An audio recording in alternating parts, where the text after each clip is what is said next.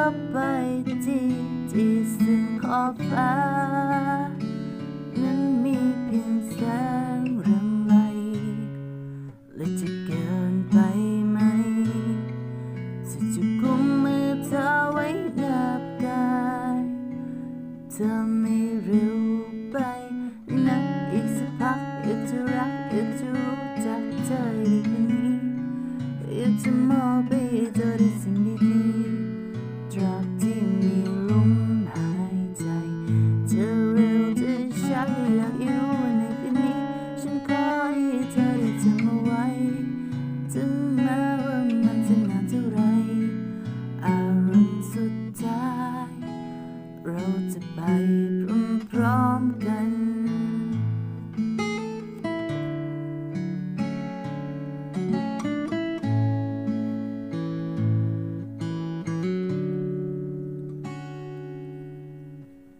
กลิ่นกายจะมีความหมายบอกเล่าเรื่องราวมากมายจะได้เป็นคนสุดท้ายฝันก็กลายเป็นจริงกระซิบบอกเจ้าว่ารักสัญญาว่าจะไม่ทิ้งให้เป็นผู้หญิงของฉันแค่คนเดียวเมื่อเส้นขอบฟ้านั้นกลายเป็นสีเทาๆจะปลดปล่อยความเหงาให้ใจเรานึกใจกันจะไม่เร็วไปนักอีกสักพักอยากจะรักอยากจะรู้จักเธอดีกว่านี้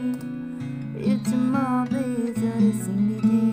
ๆตราบที่มีลมหายใจจะเร็วจะช้าก็อยากให้รู้ว่าในคืนนี้ฉันขอให้เธอได้จำเอาไว้ถึงแม้ว่ามันจะนานเท่าไรอารมณ์สุดท้ายเราจะไป